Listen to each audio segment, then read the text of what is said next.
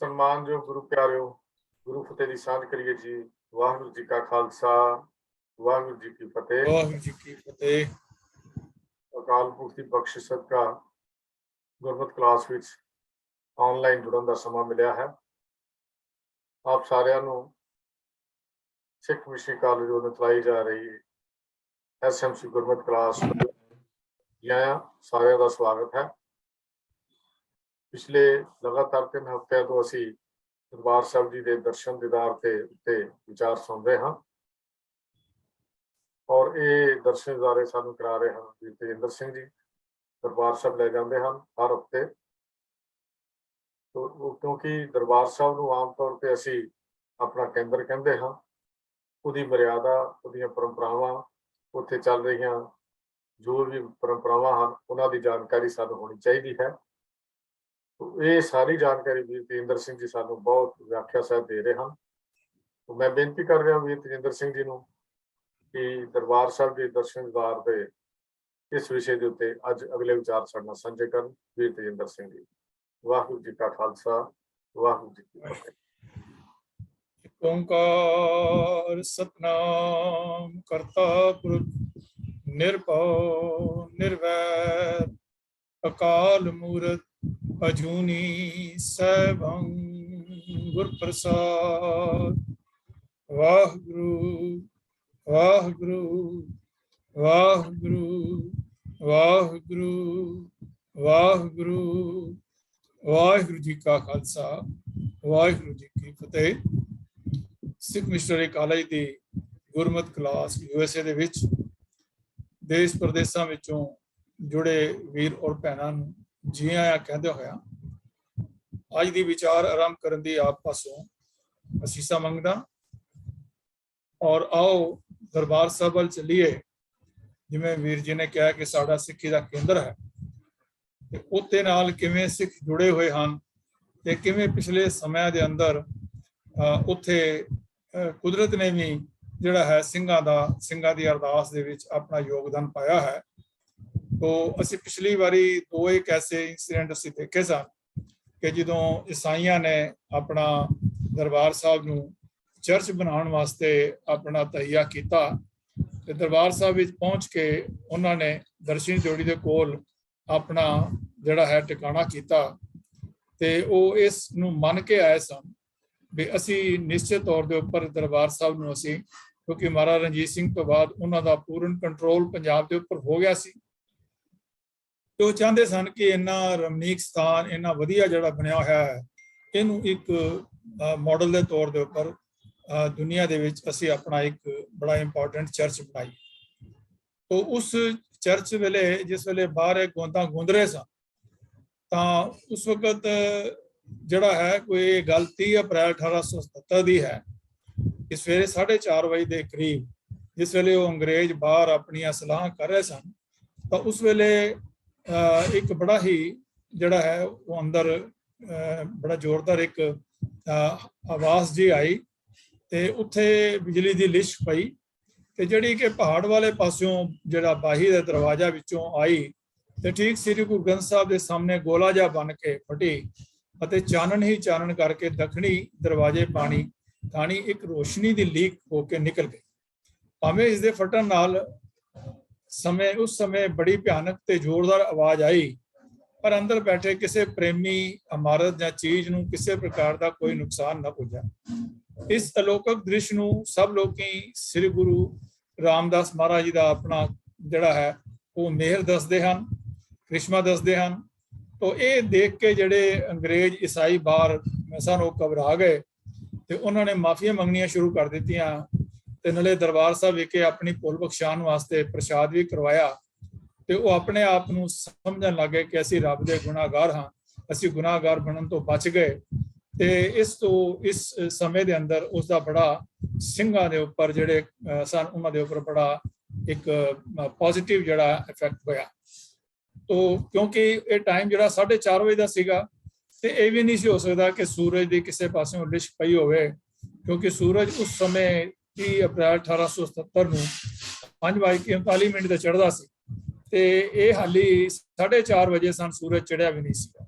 ਤੇ ਹਾਲੇ ਹੀ ਘੰਟਾ ਤੇ 9 ਮਿੰਟ ਮਗਰੋਂ ਚੜ੍ਹਨਾ ਸੀ। ਤੋ ਇਹ ਸਾਰੀ ਚੀਜ਼ ਦਾ ਬੜਾ ਈਸਾਈਆਂ ਦੇ ਉੱਪਰ ਜਿਹੜਾ ਹੈ ਉਹ ਨੈਗੇਟਿਵ ਇਫੈਕਟ ਹੋਇਆ ਤੇ ਜਿਹੜੇ ਸਿੰਘ ਹਨ ਉਹਨਾਂ ਨੂੰ ਬੜੀ ਚੜ੍ਹਦੀ ਕਲਾ ਵਿੱਚ ਭੁੱਲਿਆ। ਔਰ ਭਾਈ ਵੀਰ ਸਿੰਘ ਜੀ ਨੇ ਵੀ ਇਹਨਾਂ ਦੇ ਬਾਰੇ ਆਪਣਾ ਜਿਹੜਾ ਹੈ ਉਹ ਲਿਖਿਆ ਹੈ। ਤੇ ਜਿਹੜੇ ਇੱਕ ਮਹਾਨ ਲੇਖਕ ਹਨ ਇਸ ਸੰਸਾਰ ਵਿੱਚ ਨਹੀਂ ਰਹੇ, ਪਿਛਲੇ ਹਫ਼ਤੇ ਉਹ ਚਲਾਣਾ ਕਰ ਗਏ ਹਨ, ਜਿਹੜੇ ਆਪਣਾ ਔਰ ਜਿਹੜੇ ਜਿਨ੍ਹਾਂ ਦੀਆਂ ਅਸੀਂ ਬਹੁਤ ਲਿਖਤਾਂ ਜਿਹੜੀਆਂ ਉਹ ਵੀ ਮੰਨਦੇ ਆ ਅਲੱਗ ਜਿਹੜੇ ਹਨ, ਉਹਨਾਂ ਨੇ ਵੀ ਇਸ ਗੱਲ ਨੂੰ ਆਪਣੀ ਕਿਤਾਬ ਦੇ ਵਿੱਚ ਜਿਹੜਾ ਹੈ ਬੜੇ ਵਿਸਤਾਰ ਦੇ ਨਾਲ ਲਿਖਿਆ ਹੈ। ਤੋਂ ਇਸ ਤੋਂ ਬਾਅਦ ਅਸੀਂ ਦੇਖਦੇ ਹਾਂ ਕਿ ਜਦੋਂ ਸਿੰਘ ਦਰਸ਼ਨ ਕਰਨ ਵਾਸਤੇ 18ਵੀਂ ਸਦੀ ਦੇ ਵਿੱਚ ਜੰਗਲਾ ਬੀਆਬਾਨਾਂ ਵਿੱਚ ਸਨ, ਪੱਤਾ ਵੈਰੀ ਸੀ, ਤੇ ਉਸ ਵਕਤ ਉਹਨਾਂ ਦੇ ਮਨ ਵਿੱਚ ਇਹੀ ਭਾਵਨਾ ਰਹਿੰਦੀ ਸੀ ਕਿ ਅਸੀਂ ਕਿਸੇ ਤਰੀਕੇ ਨਾਲ ਆਪਣੇ ਕੇਂਦਰੀ ਸਥਾਨ ਦੇ ਨਾਲ ਜਾ ਕੇ ਦਰਸ਼ਨ ਕਰੀਏ ਤੇ ਨਾਲੇ ਉੱਥੇ ਜੋ ਮਹਾਰਾਜ ਨੇ ਸਾਂਝੀਵਾਲਤਾ ਦਾ ਪ੍ਰਤੀਕ ਸਰੋਵਰ ਬਣਾਇਆ ਹੈ ਉਸ ਦੇ ਵਿੱਚ ਅਸੀਂ ਇਸ਼ਨਾਨ ਕਰਕੇ ਜ਼ਰੂਰ ਆਈਏ। ਤੋ ਸੰਗਤਾਂ ਜਦੋਂ ਉੱਥੇ ਵੱਲ ਜਾ ਰਹੀਆਂ ਸਨ ਤਾਂ ਰਸਤੇ 'ਚ ਬਾਗ ਦੇ ਵਿੱਚ ਉਹਨਾਂ ਦੇ ਜਿਹੜੇ ਬੱਚੇ ਸਨ ਉਹਨਾਂ ਨੇ ਕੁਝ ਖਾਣ ਵਾਸਤੇ ਕਿਹਾ ਤੇ ਉੱਥੇ ਉਸ ਬਾਗ ਦੇ ਵਿੱਚੋਂ ਕੁਝ ਚੀਜ਼ਾਂ ਜਿਹੜੀਆਂ ਲਈਆਂ, ਬੱਚਿਆਂ ਨੂੰ ਫਰੂਟ ਵਗੈਰਾ ਦੇ ਦਿੱਤਾ। ਤੇ ਉੱਥੋਂ ਦਾ ਜਿਹੜਾ ਗਵਰਨਰ ਸੀ ਅਬਦੁਲ ਸਮਦ ਖਾਂ, ਉਹਨੂੰ ਜਾ ਕੇ ਸ਼ਿਕਾਇਤ ਲਾਈ ਕਿ ਸਿੱਖ ਉਸਦੇ ਇਲਾਕੇ ਵਿੱਚ ਬਾਗੀ ਹੋ ਕੇ ਲੁੱਟਾਂ ਖੋਹਾਂ ਕਰ ਰਿਹਾ। ਤੋ ਇਹ ਜੋ ਸ਼ਿਕਾਇਤ ਨੂੰ ਸੁਣ ਕਰਕੇ ਉਹਨੇ ਇਹ ਜਿਹੜਾ ਬਾਗ ਸੀਗਾ ਇਹ ਰਾਮ ਜੀ ਮਲ ਦਾ ਬਾਗ ਸੀਗਾ ਰਸਤੇ 'ਚ, ਤੇ ਉਸਨੇ ਅਬਦੁਲ ਸਮਦ ਖਾਨ ਨੂੰ ਸ਼ਿਕਾਇਤ ਕੀਤੀ ਸੀ। ਉੱਥੇ ਫੌਜਾਂ ਲੈ ਕਰਕੇ ਸਿੰਘਾਂ ਨੂੰ ਜਿਹੜਾ ਹੈ ਉੱਥੇ ਦਰਬਾਰ ਸਾਹਿਬ ਘੇਰ ਲਿਆ। ਸਿੰਘਾਂ ਨੇ ਉੱਥੇ ਅਰਦਾਸ ਕੀਤੀ ਤੇ ਮਹਾਰਾਜ ਨੇ ਕੌਤਕ ਵਰਤਾਇਆ ਕਿ ਉਹ ਬੜੀ ਤੇਜ਼ ਬਾਰਿਸ਼ ਜਿਹੜੀ ਹੋਣੀ ਸ਼ੁਰੂ ਹੋ ਗਈ ਤੇ ਉਸ ਸਦਕਾ ਉਹਨਾਂ ਦੀਆਂ ਜਿਹੜੀਆਂ ਤੋਪਾਂ ਦੇ ਬਰੂਦ ਸੀਗਾ ਉਹ ਸਾਰੇ ਜਿਹੜੇ ਹਨ ਨਸ਼ਟ ਹੋ ਗਏ। ਤੇ ਜਦੋਂ ਚੱਲਣ ਦੀ ਕੋਸ਼ਿਸ਼ ਵੀ ਕੀਤੀ ਤਾਂ ਉਹ ਤੋਪ ਦੇ ਵਿੱਚ ਹੀ ਫਟ ਗਿਆ ਤੇ ਉਹਦੇ ਨਾਲ ਕੁਝ ਜਿਹੜੇ ਫੌਜ ਸਨ ਉਹ ਵੀ ਜਿਹੜੇ ਹਨ ਉਹ ਜ਼ਖਮੀ ਹੋ ਗਏ। ਉਸ ਵਕਤ ਜਿਹੜੇ ਸਨ ਉਹ ਮੁਗਲ ਫੌਜ ਸੀਗੀ। ਤੋ ਇਹ ਸਾਰੀਆਂ ਗੱਲਾਂ ਦਾ ਸਿੰਘਾਂ ਨੇ ਫਿਰ ਬਾਹਰ ਨਿਕਲ ਕੇ ਆਪਣੇ, ਕਿਉਂਕਿ ਉਹਨਾਂ ਕੋਲ ਤੇ ਜ਼ਿਆਦਾ ਹਥਿਆਰ ਨਹੀਂ ਸਨ ਤੇ ਤਲਵਾਰਾਂ ਸਨ ਤੇ ਡੰਡਿਆਂ ਸਨ, ਉਹਨਾਂ ਨਾਲ ਹੀ ਉਹਨਾਂ ਨੂੰ ਕੁੱਟ ਦਿੱਤਾ ਤੇ ਉਹਨਾਂ ਨੂੰ ਜਿਹੜਾ ਹੈ ਉਹ ਭਜਾ ਦਿੱਤਾ। ਤੋ ਇਹ ਸਾਰੀਆਂ ਗੱਲਾਂ ਦਾ ਜਿਹੜੇ ਸਿੱਖ ਸਮਝਦੇ ਹਨ ਕਿ ਸਾਡੀ ਜਿਹੜੀ ਬੇਨਤੀ ਹੈ ਉਹ ਅਕਾਲ ਪੁਰਖ ਨੇ ਮੰਨੀ ਹੈ ਤੇ ਆਪ ਸਾਡੀ ਸਹਾਇਤਾ ਕਰਨ ਵਾਸਤੇ ਇਹ ਸਾਰੇ ਜਿਹੜੇ ਹਨ ਉਹ ਕੌਤਕ ਜਿਹੜੇ ਹਨ ਹੋਏ। ਤੋ ਇਸ ਦੇ ਨਾਲ ਹੀ ਅਸੀਂ ਅੱਜ ਜੋ ਵਿਸ਼ਾ ਵਿਚਾਰਨਾ ਹੈ ਉਹ ਹੈ ਕਿ ਸਿੱਖਾਂ ਦਾ ਹਰਮੰਦਰ ਦਰਬਾਰ ਸਾਹਿਬ ਦੇ ਨਾਲ ਰਿਸ਼ਤਾ ਕੀ ਹੈ। ਤੋ ਅਸੀਂ ਇਸ ਨੂੰ ਜੋ ਸਿੱਖ ਪੁਆਇੰਟ ਆਫ ਵਿਊ ਹੈ ਉਹ ਇਸ ਤਰੀਕੇ ਨਾਲ ਲੈਂਦੇ ਆ ਕਿ ਜੇਕਰ ਦਰਬਾਰ ਸਾਹਿਬ ਇੱਕ ਸ਼ਮਾ ਹੈ ਤਾਂ ਸਿੱਖ ਪਰਵਾਨਾ ਹੈ, ਜੋ ਸ਼ਮਾ ਦੇ ਹੱਸ ਕੇ ਕੁਰਬਾਨ ਹੁੰਦਾ ਹੈ ਤੇ ਕਦੇ ਵੀ ਆਪਣੇ ਇਰਾਦਿਆਂ ਵਿੱਚ ਡੋਲਦਾ ਨਹੀਂ। ਜੇ ਦਰਬਾਰ ਸਾਹਿਬ ਸਿੱਖ ਕੌਮ ਲਈ ਧਾਰਮਿਕ ਆਨ ਸ਼ਾਨ ਅਤੇ ਗੌਰਵ ਦਾ ਪ੍ਰਤੀਕ ਹੈ ਤਾਂ ਸਿੱਖ ਇਸ ਗੌਰਵ ਦਾ ਅਨਿੱਖੜਵਾਂ ਅੰਗ ਹੈ, ਅਟੁੱਟ ਭਾਗ ਹੈ। ਸਿੱਖ ਦੀ ਦਰਬਾਰ ਸਾਹਿਬ ਤੋਂ ਬਿਨਾਂ ਸੋਚ ਅਧੂਰੀ ਹੈ, ਨਿਰਜਿੰਦ ਹੈ, ਮਨ ਬੇਚੈਨ ਹੈ, ਆਤਮਾ ਬੇਬਲ ਹੈ ਤੇ ਹਸਤੀ ਨੇਸਤੋ ਨਬੂਦ ਹੈ, ਨਕਾਰਾ ਹੈ ਅਤੇ ਉਹ ਕਿਸੇ ਕੰਮ ਦਾ ਨਹੀਂ। ਕਿਉਂਕਿ ਜੇ ਕੋਈ ਕਿਸੇ ਕੇਂਦਰ ਨਾਲ ਆਪਣੇ ਨਹੀਂ ਜੁੜਿਆ ਤਾਂ ਉਹ ਫਿਰ ਐਵੇਂ ਹੀ ਜਿਹੜਾ ਹੈ ਉਹ ਇੱਧਰ ਉੱਧਰ ਹੀ ਭਟਕਦਾ ਰਹੇਗਾ ਤੇ ਦਰਬਾਰ ਸਾਹਿਬ ਤੋਂ ਜੋ ਕੇਂਦਰੀ ਸਥਾਨ ਤੋਂ ਅਗਵਾਈ ਮਿਲਦੀ ਹੈ ਉਸ ਤੋਂ ਉਹ ਵਾਂਝਾ ਰਹਿ ਜਾਏ। ਉਹ ਦਰਬਾਰ ਸਾਹਿਬ ਨੂੰ ਆਪਣੇ ਮਨ ਮੰਦਰ ਵਿੱਚ ਟਿਕਾ ਕੇ ਜਿੱਥੇ ਕਿਧਰੇ ਵੀ ਕੋਈ ਸਿੱਖ ਰਹਿੰਦਾ ਜਾਂ ਵਿਚਰਦਾ ਹੈ ਉਹ ਆਪਣੇ ਆਪ ਨੂੰ ਭਾਗਾਂ ਵਾਲਾ ਇਨਸਾਨ ਸਮਝਦਾ ਹੈ।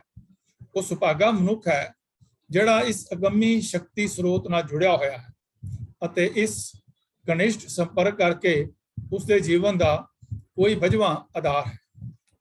ਦਰਬਾਰ ਸਾਹਿਬ ਨਾਲ ਇਸ ਵਾਸਤੇ ਜੁੜੇ ਹਨ ਕਿਉਂਕਿ ਗੁਰੂ ਅਮਰਦਾਸ ਮਹਾਰਾਜ ਤੋਂ ਲੈ ਕਰਕੇ ਬਾਕੀ ਸਾਰੇ ਹੀ ਜਿਹੜੇ ਗੁਰੂ ਹਨ ਤਕਰੀਬਨ ਉਹ ਇਸ ਸਥਾਨ ਦੇ ਉੱਪਰ ਜਿਹੜਾ ਹੈ ਉਹਨਾਂ ਨੇ ਕੋਈ ਨਾ ਕੋਈ ਆਪਣਾ ਸਮਾਂ ਜਿਹੜਾ ਹੈ ਉਹ ਬਤਾਇਆ ਹੈ ਔਰ ਆਪਣੀਆਂ ਸਿੱਖਿਆਵਾਂ ਦਿੱਤੀਆਂ ਹਨ। ਤੋ ਸਿੱਖਾਂ ਦੇ ਮਨ ਵਿੱਚ ਹਮੇਸ਼ਾ ਹੀ ਇਹ ਰਹਿੰਦਾ ਹੈ ਕਿ ਇੱਥੋਂ ਸਾਨੂੰ ਧਿਆਨ ਦੇ ਨਾਲ ਦਰਸ਼ਨ ਕਰਨ ਦੇ ਨਾਲ ਜਾਂ ਉੱਥੇ ਇਸ਼ਨਾਨ ਕਰਨ ਦੇ ਨਾਲ ਸਰੋਵਰ ਦੇ ਵਿੱਚ ਸਾਨੂੰ ਜਿੱਥੇ ਜਾਤ ਪਾਤ ਦਾ ਜਿਹੜਾ ਹੈ ਕੋੜ ਉਸ ਤੋਂ ਅਸੀਂ ਦੂਰ ਹੋਵਾਂਗੇ ਉੱਥੇ ਗੁਰੂ ਸਾਹਿਬ ਤੋਂ ਇੱਕ ਪ੍ਰੇਰਨਾ ਵੀ ਅਸੀਂ ਜਿਹੜੀ ਲਵਾਂਗੇ। ਤੋ ਉਹ ਸੁਭਾਗਾ ਮਨੁੱਖ ਹੈ ਜਿਹੜਾ ਇਸ ਅਗੰਮੀ ਸ਼ਕਤੀ ਸਰੋਤ ਨਾਲ ਜੁੜਿਆ ਹੋਇਆ ਹੈ ਅਤੇ ਇਸ ਘਨਿਸ਼ਟ ਸੰਪਰਕ ਕਰਕੇ ਉਸਦੇ ਜੀਵਨ ਦਾ ਕੋਈ ਵਜਵਾ ਆਧਾਰ ਹੈ। ਹਰ ਸਮੇਂ ਦਰਬਾਰ ਸਾਹਿਬ ਵਿੱਚ ਅਕਾਲ ਉਸਤਤ ਨੂੰ ਸ਼ਰਧਾ ਪੂਰਵਕ ਗਾਏ ਜਾਣ ਕਰਕੇ ਗੁਰਬਾਣੀ ਪੜ੍ਹਨ ਕਰਕੇ ਉਸ ਤੋਂ ਪ੍ਰਾਪਤ ਹੁੰਦੀਆਂ ਬਖਸ਼ਿਸ਼ਾਂ ਸਦਕਾ ਦਰਬਾਰ ਸਾਹਿਬ ਵੱਲ ਮੂੰਹ ਕਰਕੇ ਜੀਣ ਵਾਲਾ ਮਨੁੱਖ ਨਾ ਤਾਂ ਧਾੜਵੀ ਹੋ ਸਕਦਾ ਹੈ ਤੇ ਨਾ ਹੀ ਜਰਵਾਨਾ। ਭਾਵ ਜਿਹੜਾ ਦਰਬਾਰ ਸਾਹਿਬ ਦੇ ਨਾਲ ਜੁੜਿਆ ਹੋਇਆ ਹੈ, ਗੁਰਬਾਣੀ ਨਾਲ ਜੁੜਿਆ ਹੋਇਆ ਹੈ, ਉਹ ਕਦੀ ਵੀ ਜਿਹੜਾ ਹੈ ਉਹ ਗਲਤ ਕੰਮ ਨਹੀਂ ਕਰ ਸਕਦਾ। ਦਰਬਾਰ ਸਾਹਿਬ ਦਾ ਜਿਹੜਾ ਸੋਨੇ ਨਾਲ ਮੜਿਆ ਸਰੂਪ ਹੈ, ਉਸਦੇ ਜੀਵਨ ਨੂੰ ਸੁਨਹਿਰੀ ਅੱਖਰਾਂ ਵਿੱਚ ਲਿਖਣ ਯੋਗੀ ਜੀਵਨ ਜੁਗਤ ਦਾ ਮਾਲਕ ਬਣਾਉਂਦਾ ਹੈ। ਦਰਬਾਰ ਸਾਹਿਬ ਦਾ ਚਿੱਟਾ ਦੁੱਧ ਆਧਾਰ ਮਨੁੱਖ ਦੇ ਜੀਵਨ ਨੂੰ ਗੌਰਵਮਈ ਸ਼ਾਂਤੀ ਅਤੇ ਪਾਕੀਜ਼ਗੀ ਪ੍ਰਦਾਨ ਕਰਦਾ ਹੈ, ਜਿਸ ਵਿੱਚ ਇਲਾਹੀ ਹਰਕਤ ਹੋਣ ਕਰਕੇ ਉਸ ਵਿੱਚ ਚੰਗੇਜ਼ੀ ਭਾਵਨਾਵਾਂ ਦੀ ਕੋਈ ਥਾਂ ਨਹੀਂ ਹੁੰਦੀ। ਆਪ ਮਾਰ ਧਾੜ ਦਾ ਜਾਂ ਅਤਿਆਚਾਰ ਦੀ ਕੋਈ ਗੱਲ ਨਹੀਂ ਹੁੰਦੀ। ਦਰਬਾਰ ਸਾਹਿਬ ਦਾ ਅਜਿਹਾ ਸ਼ਰਧਾਵਾਨ ਤਾਂ ਸੱਚ ਦਾ ਪੁਜਾਰੀ ਹੁੰਦਾ ਹੈ, ਨੇਕੀ ਦਾ ਮੁਜੱਸਮਾ ਬਣ ਕੇ ਹੱਕ ਇਨਸਾਫ ਦਾ ਪ੍ਰੀਤਵਾਨ ਸੇਵਕ ਅਖਵਾ ਕੇ ਖੁਸ਼ੀ ਪ੍ਰਤੀਤ ਕਰਦਾ ਹੈ। ਪਰ ਮੰਦੇ ਇਰਾਦੇ ਰੱਖਣ ਵਾਲਿਆਂ ਲਈ ਦਰਬਾਰ ਸਾਹਿਬ ਦੋ ਧਾਰੀ ਖੰਡਾ ਵੀ ਹੋ ਸਕਦਾ ਹੈ ਤੇ ਨਾਗਨੀ ਬਰਛਾ ਵੀ। ਜਿਸ ਕਿਸੇ ਨੇ ਵੀ ਇਸ ਰੱਬ ਦੇ ਘਰ ਦਰਬਾਰ ਸਾਹਿਬ ਨੂੰ ਨੁਕਸਾਨ ਪਹੁੰਚਾਉਣ ਜਾਂ ਉਸ ਦੀ ਆਹਾਂ ਨੂੰ ਮੈਲਾ ਕਰਨ ਦੇ ਨਾਪਾਕ ਯਤਨ ਕੀਤੇ ਹਨ, ਉਹ ਆਪਣੀ ਜ਼ਮੀਰ ਜਾਂ ਆਪਣੇ ਕੁਕਰਮਾਂ ਦੇ ਭਾਰ ਹੇਠਾਂ ਦਬ ਕੇ ਹੀ ਗਰਕ ਗਿਆ। ਪਰ ਦਰਬਾਰ ਸਾਹਿਬ ਨੇ ਤਾਂ ਫਿਰ ਵੀ ਸਭ ਨੂੰ ਪਰਵਾਨਿਆ ਹੈ। ਦਰਬਾਰ ਸਾਹਿਬ ਵਿੱਚ ਦਿਨ ਰਾਤ ਰਸ ਦੇ ਅਮਿਓ ਰਸ ਦਾ ਆਨੰਦ ਮਾਣਦਾ ਹੋਇਆ ਮਨੁੱਖ ਪ੍ਰਾਣੀ ਤਾਂ ਸੱਚਮੁੱਚ ਸਾਰੀ ਮਖਲੂਕਾਤ ਦਾ ਨਿਮਾਣਾ ਸੇਵਕ ਹੈ। ਸਾਰੀ ਮਨੁੱਖਤਾ ਦਾ ਇੱਕ ਨਿਮਾਣਾ ਸੇਵਕ ਹੈ, ਪਿਆਰ ਦੀ ਮੂਰਤ ਹੈ, ਨੇਕੀਆਂ ਦਾ ਸਰੋਤ ਹੈ। ਇੱਥੇ ਆ ਕੇ ਉਸ ਦੀ ਮੇਰ ਤੇਰ ਮੁੱਕ ਜਾਂਦੀ ਹੈ ਅਤੇ ਨਿਰਮਲ ਭਾਵ ਜਾਗ ਪੈਂਦਾ ਹੈ ਤੇ ਸਭੇ ਸਾਂਝੀ ਵਾਲ ਸਦਾਇਨ ਤੋਂ ਕਿਸੇ ਨਾ ਦੇਸੇ ਬਾਹਰਾ ਜਿਓ ਵਿਚਾਰ ਉਹਦੇ ਅੰਦਰ ਪਰਪੱਕ ਹੋ ਜਾਂਦੇ ਹਨ। ਦਰਬਾਰ ਸਾਹਿਬ ਕਿਸੇ ਨੂੰ ਕੁਝ ਵੀ ਬੁਰਾ ਕਰਨ ਤੋਂ ਰੋਕਦਾ ਹੈ ਅਤੇ ਸਭ ਕੁਝ ਚੰਗਾ ਕਰਨ ਲਈ ਪ੍ਰੇਰਦਾ ਹੈ, ਉਤਸ਼ਾਹਿਤ ਕਰਦਾ ਹੈ ਤੇ ਗੁਰਬਾਣੀ ਤੇ ਆਧਾਰਿਤ ਜੀਵਨ ਜੀਣ ਲਈ ਉਭਾਰਦਾ ਹੈ। ਸਿੱਖ ਦੀ ਦਰਬਾਰ ਸਾਹਿਬ ਨਾਲ ਪ੍ਰੀਤ ਸ਼ਬਦਾਂ ਦੇ ਚੌਖਟੇ ਤੋਂ ਬਾਹਰ ਦੀ ਪ੍ਰੀਤ ਹੈ, ਕਿਉਂਕਿ ਦਰਬਾਰ ਸਾਹਿਬ ਉਸ ਦਾ ਇਸ਼ਟ ਵੀ ਹੈ ਤੇ ਈਮਾਨ ਵੀ ਹੈ, ਕਰਮ ਵੀ ਹੈ ਤੇ ਧਰਮ ਵੀ ਹੈ, ਆਸ ਵੀ ਹੈ ਤੇ ਸਵਾਸ ਵੀ ਹੈ, ਤੇਜ ਵੀ ਹੈ ਤੇ ਤਪ ਵੀ ਹੈ, ਜਮਾਲ ਵੀ ਹੈ ਤੇ ਜਲਾਲ ਵੀ ਹੈ, ਜਿੰਦ ਵੀ ਹੈ ਤੇ ਜਾਨ ਵੀ ਹੈ, ਨਾਮ ਵੀ ਹੈ ਤੇ ਨਿਸ਼ਾਨ ਵੀ ਹੈ, ਹਰਕਤ ਵੀ ਹੈ ਤੇ ਬਰਕਤ ਵੀ ਹੈ। ਰਾਜੇ ਮਹਾਰਾਜੇ ਵੀ ਇਸ ਅੱਗੇ ਸਿਰ ਨਿਵਾ ਕੇ ਆਪਣੀ ਅਕੀਦਤ ਦੇ ਫੁੱਲ ਭੇਟ ਕਰਦੇ ਹਨ। ਦਰਬਾਰ ਸਾਹਿਬ ਤਾਂ ਇੱਕ ਐਸੀ ਪ੍ਰਤਾਪੀ ਅਤੇ ਮਾਨਜਨਕ ਹਸਤੀ ਹੈ ਜਿਸ ਦਾ ਕਿ ਸਿੱਖ ਸ਼ਦਾਈ ਹੈ। ਇਸ ਪਵਿੱਤਰ ਸਥਾਨ ਤੇ ਮਾਨ ਮੁਰਾਤਬੇ ਦੀ ਕਦਰ ਇੱਕ ਸ਼ਰਧਾਲੂ ਦੇ ਮਨ ਵਿੱਚ ਕਿਤਨੀ ਹੈ, ਉਸ ਦਾ ਅੰਦਾਜ਼ਾ ਇਸ ਗੱਲ ਤੋਂ ਲਗਾਇਆ ਜਾ ਸਕਦਾ ਹੈ ਕਿ ਦਰਬਾਰ ਸਾਹਿਬ ਦੇ ਟਹਿਲੀਏ ਅਤੇ ਗ੍ਰੰਥੀਆਂ ਤੱਕ ਦੇ ਬਚਨ ਟਾਲਣ ਦੀ ਵੀ ਕਿਸੇ ਦੀ ਮਜਾਲ ਨਹੀਂ ਸੀ ਹੁੰਦੀ। ਮਹਾਰਾਜਾ ਸ਼ੇਰ ਸਿੰਘ, ਜੋ ਮਹਾਰਾਜਾ ਰਣਜੀਤ ਸਿੰਘ ਦੇ ਰਾਜ ਦਾ ਵਾਰਿਸ ਬਣ ਕੇ ਸ਼ਕਤੀਸ਼ਾਲੀ ਮਹਾਰਾਜਾ ਬਣਿਆ, ਉਹ ਦਰਬਾਰ ਸਾਹਿਬ ਵਿੱਚ ਆਪਣੇ ਪਿਤਾ ਵਾਂਗ ਬੇਪਨਾਹ ਸ਼ਰਧਾ ਤੇ ਸਤਿਕਾਰ ਦੀ ਭਾਵਨਾ ਰੱਖਦਾ ਸੀ। ਇੱਕ ਵਾਰੀ ਦਰਬਾਰ ਸਾਹਿਬ ਮੱਥਾ ਟੇਕਣ ਆਇਆ ਤੇ ਜੋ ਭਟਾਵਾਂ ਉਹ ਦਰਬਾਰ ਸਾਹਿਬ ਚੜਾਉਣ ਲਈ ਲੈ ਕੇ ਆਇਆ, ਉਹਨਾਂ ਨੂੰ ਲਿਆਉਣ ਵਾਲਾ ਸੇਵਕ ਕੁਝ ਪਿੱਛੇ ਰਹਿ ਗਿਆ। ਮਹਾਰਾਜਾ ਹਰਮੰਦਰ ਸਾਹਿਬ ਵੀ ਦਾਖਲ ਹੋ ਕੇ ਦਰਬਾਰ ਸਾਹਿਬ ਵੀ ਦਾਖਲ ਹੋ ਕੇ ਜਦ ਗੁਰੂ ਗ੍ਰੰਥ ਸਾਹਿਬ ਦੇ ਸਨਮੁਖ ਹੋਇਆ ਤਾਂ ਆਪਣੇ ਭੇਟਾਵਾਂ ਵਾਲੇ ਸੇਵਕ ਨੂੰ ਨਾਲ ਨਾ ਦੇਖ ਕੇ ਬਹੁਤ ਘਬਰਾਇਆ। ਇਸ ਘਬਰਾਹਟ ਵਿੱਚ ਉਸਨੇ ਆਪਣੀਆਂ ਜੇਬਾਂ ਵਿੱਚ ਹੱਥ ਮਾਰਨੇ ਸ਼ੁਰੂ ਕਰ ਦਿੱਤੇ ਅਤੇ ਖੁਸ਼ਕਿਸਮਤੀ ਨਾਲ ਇੱਕ ਸੁੱਚੇ ਹੀਰੇ ਮੋਤੀਆਂ ਤੇ ਰਤਨਾਂ ਦੀ ਮਾਲਾ ਉਸਦੇ ਜੇਬ ਵਿੱਚੋਂ ਨਿਕਲ ਆਈ। ਮਹਾਰਾਜੇ ਨੇ ਪ੍ਰਮਾਤਮਾ ਦਾ ਸ਼ੁਕਰਾਨਾ ਕੀਤਾ ਤੇ ਉਹ ਬਹੁਮੁੱਲੀ ਮਾਲਾ ਮੱਥਾ ਟੇਕ ਕੇ ਸਤਿਗੁਰੂ ਅੱਗੇ ਨੱਕ ਰਗੜੇ।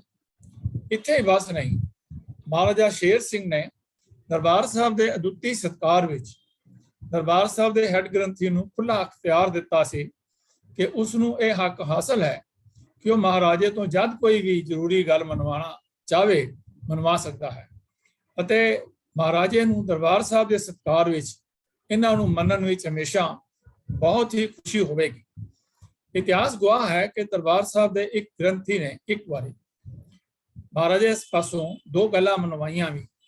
ਇੱਕ ਗੱਲ ਤਾਂ ਉਸ ਗ੍ਰੰਥੀ ਨੇ ਇਹ ਮਨਵਾਈ ਕਿ ਲਹਿਣਾ ਸਿੰਘ ਸੰਧਾਵਾਲੀਆ ਨੂੰ ਛੱਡ ਦਿੱਤਾ ਜਾਏ ਤੇ ਦੂਜੀ ਗੱਲ ਇਹ ਕਿ ਅਤਰ ਸਿੰਘ ਅਤੇ ਅਜੀਤ ਸਿੰਘ ਜੋ ਅੰਗਰੇਜ਼ੀ ਇਲਾਕੇ ਵਿੱਚ ਗਏ ਹੋਏ ਸਨ, ਉਹਨਾਂ ਨੂੰ ਵਾਪਸ ਬੁਲਾਉਣ ਦਾ ਹੁਕਮ ਦਿੱਤਾ ਜਾਏ।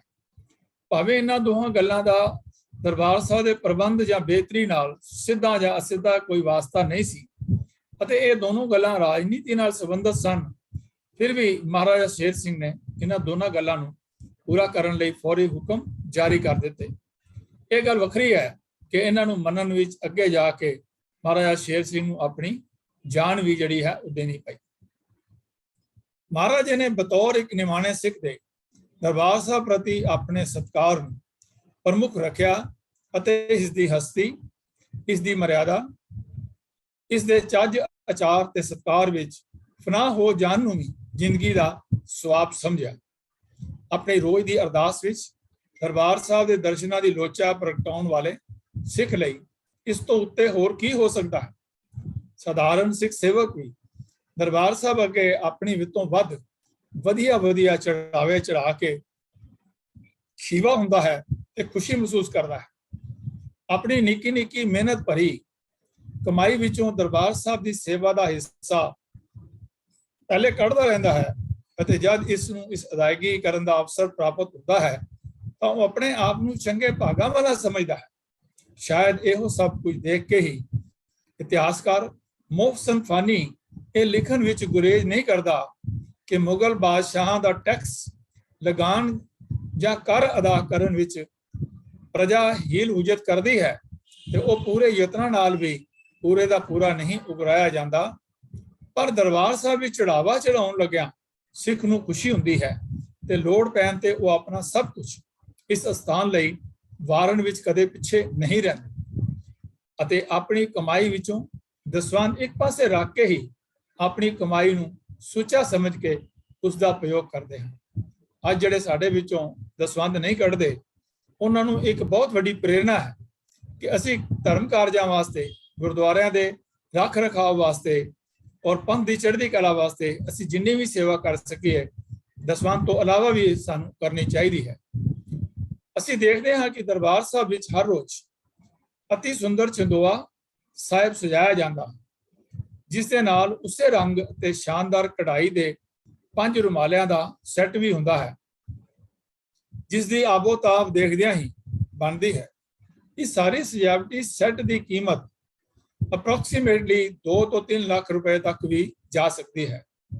ਹਰ ਸ਼ਰਧਾਲੂ ਦੀ ਦਿਲੀ ਇੱਛਾ ਹੁੰਦੀ ਹੈ ਕਿ ਦਰਬਾਰ ਸਾਹਿਬ ਵਿੱਚ ਤਣਿਆ ਹੋਇਆ ਚੰਦੋਆ ਸਾਹਿਬ ਤੇ ਸਜਾਵਟੀ ਰੁਮਾਲੇ ਬੇਮਿਸਾਲ ਹੋਣ। ਇਸ ਵਿੱਚ ਉਸ ਨੂੰ ਵਸਮਾਦੀ ਖੁਸ਼ੀ ਹੁੰਦੀ ਹੈ।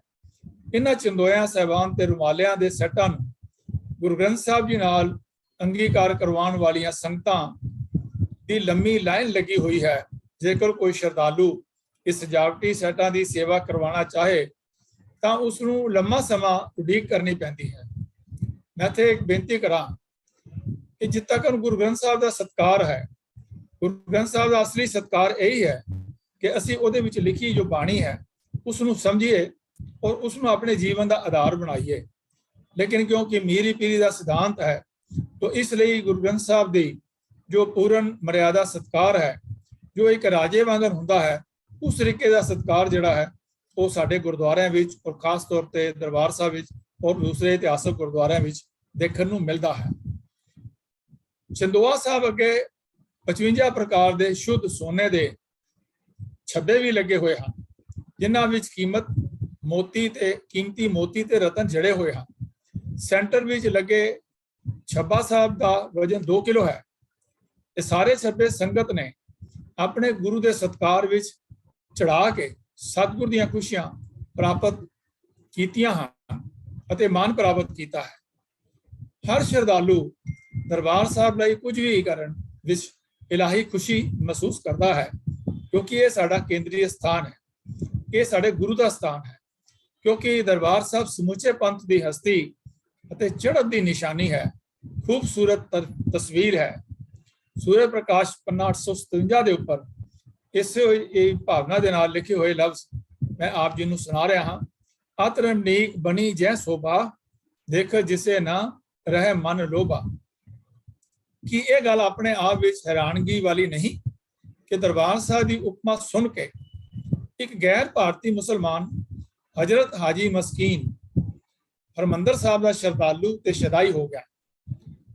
और उसने की कीता, साध संगत जी आप सुनो, जिसने 9 मन 14 सिर चंदन की शुद्ध लकड़ी विचों 1,45,000 बरीक तारा कढ़ के कढ़ियां ते 5 साल 7 महीने लगातार दिन रात की मेहनत नाल एक चौर तैयार किया, जो वो 31/12/1925 ਨੂੰ ਦਰਬਾਰ ਸਾਹਿਬ ਦੇ ਰਾਗੀ ਭਾਈ ਹੀਰਾ ਸਿੰਘ ਨੂੰ ਨਾਲ ਲੈ ਕੇ ਖੁਦ ਦਰਬਾਰ ਸਾਹਿਬ ਚੜਾਉਣ ਲਈ ਲੈ ਕੇ ਆਇਆ ਅਤੇ ਅਜਿਹੀ ਪੇਟਾ ਚੜਾ ਕੇ ਉਸ ਨੂੰ ਇਲਾਹੀ ਖੁਸ਼ੀ ਅਨੁਭਵ ਹੋਈ।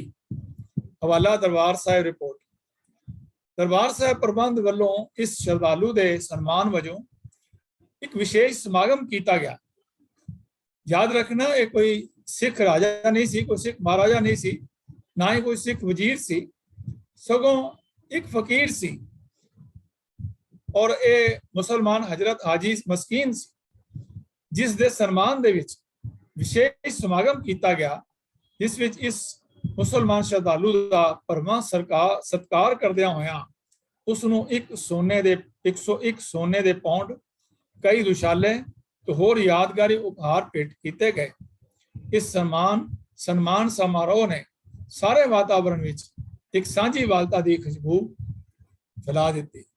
हिंदू तुर्क को राफजी इमाम साफी मानस की जा सके कह पहचानबो, ये बिल्कुल उस समय रूपमान हुई जिस वेले उस जड़ा मुसलमान नूं श्रद्धालु नूं उसका दरबार साहब भी सत्कार किया गया।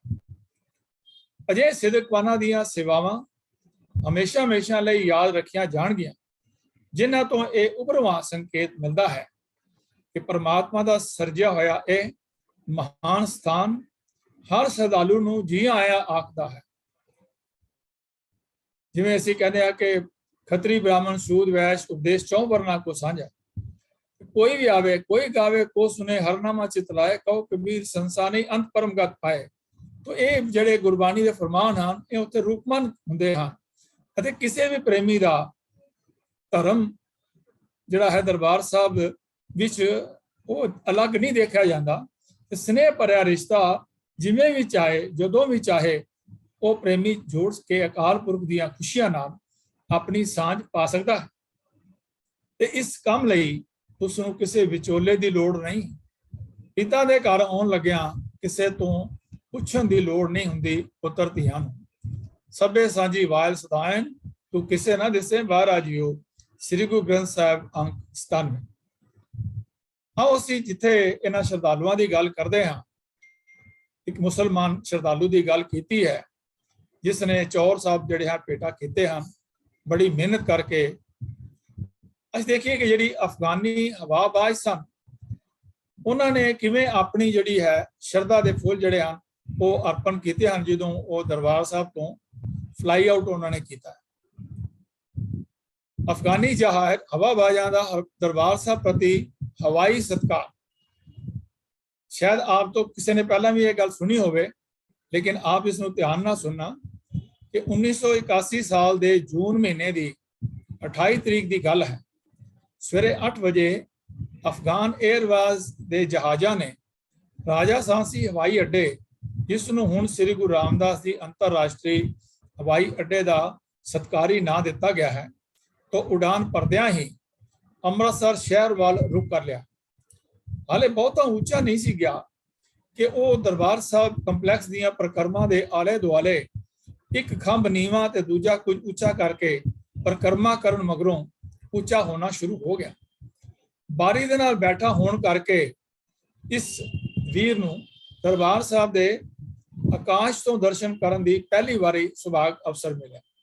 ਸੱਚਮੁੱਚ ਬੜਾ ਅਲੌਕਿਕ ਨਜ਼ਾਰਾ ਸੀ। ਥੱਲੇ ਇੰਜ ਲੱਗਦਾ ਸੀ ਕਿ ਕੋਈ ਸੱਚਖੰਡ ਸਜਿਆ ਹੋਵੇ। ਮੇਰੇ ਲਈ ਇਹ ਬੜਾ ਆਸ਼ਚਰਜ ਕੌਤਕ ਬਣ ਗਿਆ। ਉਸੇ ਦਿਨ ਅੰਮ੍ਰਿਤ ਵੇਲੇ 4 ਵਜੇ ਮੈਂ ਦਰਬਾਰ ਸਾਹਿਬ ਵਿੱਚ ਗੁਰੂ ਗ੍ਰੰਥ ਸਾਹਿਬ ਦੇ ਪ੍ਰਵੇਸ਼ ਲਈ ਉਹਨਾਂ ਨੂੰ ਜਿਸ ਪਾਲਕੀ ਸਾਹਿਬ ਵਿੱਚ ਲਿਜਾਇਆ ਜਾ ਰਿਹਾ ਸੀ ਮੈਂ ਉਸ ਨੂੰ ਮੋਢਾ ਦੇ ਰਿਹਾ ਸੀ। ਗੁਲਾਬ ਦੇ ਫੁੱਲਾਂ ਦੀਆਂ ਪੱਤੀਆਂ ਜੋ ਅਸਵਾਰਾ ਸਾਹਿਬ ਤੇ ਗੁਰੂ ਗ੍ਰੰਥ ਸਾਹਿਬ ਦੇ ਸਤਿਕਾਰ ਵਜੋਂ ਸੁੱਟੀਆਂ ਜਾ ਰਹੀਆਂ ਸਨ ਉਹਨਾਂ ਨੂੰ ਲੰਡਨ ਵਿਖੇ ਆਪਣੇ ਮਿੱਤਰਾਂ ਨੂੰ ਪ੍ਰਸ਼ਾਦ ਵਜੋਂ ਦੇਣ ਲਈ ਚੁਣ ਰਿਹਾ ਸੀ। ਦਰਬਾਰ ਸਾਹਿਬ ਦਾ ਪ੍ਰਸ਼ਾਦ ਮੇਰੇ ਹੱਥਾਂ ਵਿੱਚ ਸੀ उस वक्त मैं उस पवित्र परिसर का एक अंग सा। हुण 3-4 घंटिया मगरों हवाई दर्शक बन के अजीब जिहा नज़ारा निहार रहा सां ਅਤੇ अपने सतगुरां प्रति अपना सत्कार व्यक्त कर रहा सां। ਜਦੋਂ हवाई जहाज अपनी पूरी उचान ते जान मगरों काबल वाल ਵਧਣਾ शुरू हो गया ਤਾਂ मुसाफिरां ਨੂੰ नाश्ता दिता गया। ਜਦੋਂ हवाई प्रचालक एयर होस्टस मेरे पास नाश्ता लैके आई ਤਾਂ मैं उसनूं बेनती की कि दरबार साहब दे आकाशों दर्शन कराउण लई कैप्टन साहब ਨੂੰ मेरा धन्यवाद पहुंचा देना। इस दे उत्तर विच एयर होस्टस ने मैनूं बड़ी खुशी भरे लहजे भी दस्सिया कि हवाई जहाज का यह अफगान कैप्टन खुद भी दरबार साहब प्रति बहुत सत्कारी शरधा रखता है। ਅਤੇ ਹੋਰ ਦੱਸਿਆ कि जद कदी भी साडी टीम इस पायलट की अगवाई हेठ दरबार साहब की ਅੰਮ੍ਰਿਤਸਰ की फ्लाइट ਤੇ ਆਉਂਦੀ ਹੈ ਤਾਂ ਅਸੀਂ हर हालत ਵਿੱਚ ਰਾਤ ਨੂੰ ਦਰਬਾਰ ਸਾਹਿਬ ਦੇ ਦਰਸ਼ਨਾਂ ਲਈ ਜਾਂਦੇ ਹਾਂ ਤੇ ਇੱਕ ਸ਼ਰਧਾਵਾਨ ਸ਼ਰਧਾਲੂ ਵਾਂਗ ਵਾਹਿਗੁਰੂ ਤੋਂ ਸ਼ੁਭ ਕਾਮਨਾ ਦੀ ਯਾਚਨਾ ਕਰਦੇ ਹਾਂ ਤੇ ਇਵੇਂ ਸਾਡੀ ਸਾਰੀਆਂ ਪਰੇਸ਼ਾਨੀਆਂ ਤੇ ਚਿੰਤਾਵਾਂ ਮੁੱਕ ਜਾਂਦੀਆਂ ਹਨ ਅਤੇ ਖੁਸ਼ੀਆਂ ਦਾ ਵਾਸਾ ਹੁੰਦਾ ਹੈ। ਅੰਮ੍ਰਿਤਸਰ ਵੱਲ ਜਾਂਦੇ ਰਾਹੀਓ ਜਾਣਾ ਗੁਰਦੁਆਰੇ ਭਈ, ਹਰ ਮੰਦਰ ਦੇ ਦਰਸ਼ਨ ਕਰਕੇ ਟੁੱਟ ਜਾਂਦੇ ਦੁੱਖ ਸਾਰੇ ਭਈ। ਸਵੇਰੇ ਜਦ ਜਹਾਜ਼ ਅੰਮ੍ਰਿਤਸਰ ਤੋਂ ਉਡਾਨ ਭਰਦਾ ਹੈ ਤਾਂ ਕੈਪਟਨ ਦਰਬਾਰ ਸਾਹਿਬ ਦੇ ਕੰਪਲੈਕਸ ਪ੍ਰਤੀ ਆਪਣਾ ਸਤਿਕਾਰ ਵਿਅਕਤ ਕਰਨ ਹਿਤ ਇਸ ਸਾਰੇ ਪਵਿੱਤਰ ਕੰਪਲੈਕਸ ਦੀ ਹਵਾਈ ਪਰਿਕਰਮਾ ਕਰਦੇ ਹਨ। ਉਹ ਇਸ ਦੌਰਾਨ ਜਹਾਜ਼ ਨੂੰ ਬਿਲਕੁਲ ਟੇਢਾ ਰੱਖ ਕੇ ਸਲੂਟ ਮਾਰਨ ਦੀ ਮੁਦਰਾ ਵਿੱਚ ਜਹਾਜ਼ ਦਾ ਆਪਣਾ, ਜਹਾਜ਼ ਦੇ ਕ੍ਰਿਊ ਅਤੇ ਸਾਰੇ ਮੁਸਾਫਰਾਂ ਦਾ ਸਤਿਕਾਰ ਦਰਬਾਰ ਸਾਹਿਬ ਪ੍ਰਤੀ ਕਰਦਾ ਹੈ। ਅਜਿਹਾ ਕਰਦੇ ਹੋਏ ਉਸ ਨੂੰ ਤੇ ਸਾਨੂੰ ਸਾਰਿਆਂ ਨੂੰ ਬਹੁਤ ਖੁਸ਼ੀ ਹੁੰਦੀ ਹੈ ਅਤੇ ਇਸ ਕਰਮ ਨਾਲ ਸਾਡੇ ਮਨ ਅੰਦਰ ਵਿੱਚ ਇਸ ਅਦਭੁਤ ਸਥਾਨ ਬਾਰੇ ਪਵਿੱਤਰਤਾ ਨਾਲ ਗੁੰਦੇ ਵਿਚਾਰ ਸਾਰਾ ਦਿਨ ਉਤਪੰਨ ਰਹਿੰਦੇ ਹਨ। ਇਸ ਫਲਾਈਟ ਦੀ ਸਾਨੂੰ ਹਮੇਸ਼ਾ ਤਾਂਘ ਰਹਿੰਦੀ ਹੈ ਉਸ ਦੇ ਇਹ ਸ਼ਬਦ ਸੁਣ ਕੇ।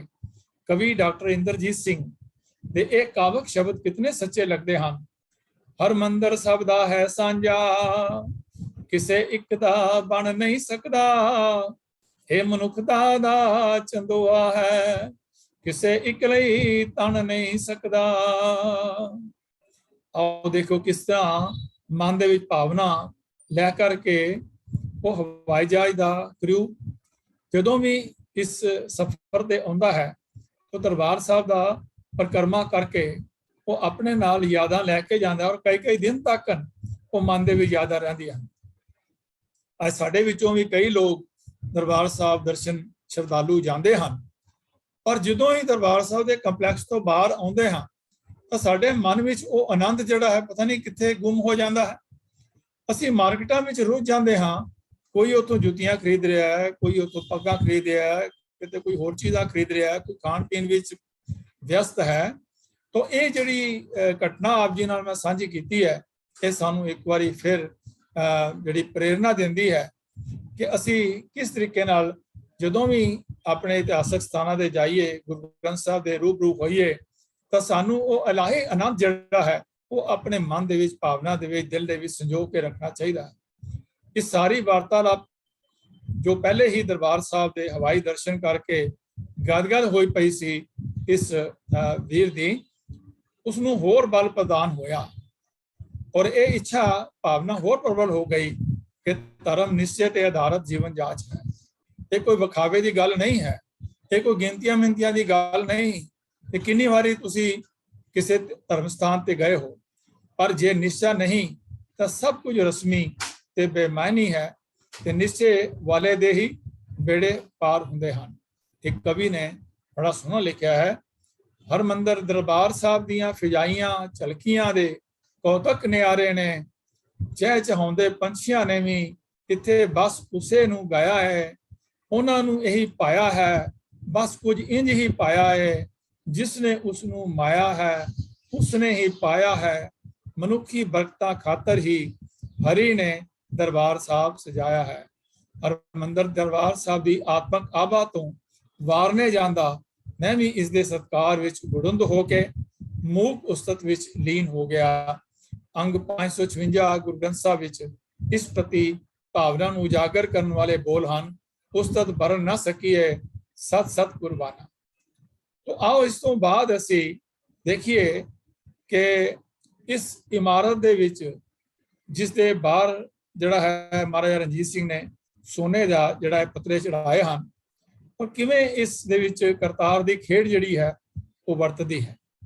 दरबार साहब सिख दी सरबंगी सत्ता दा स्रोत है, सदाचार ते आत्मक जीवन दा सरचश्मा है।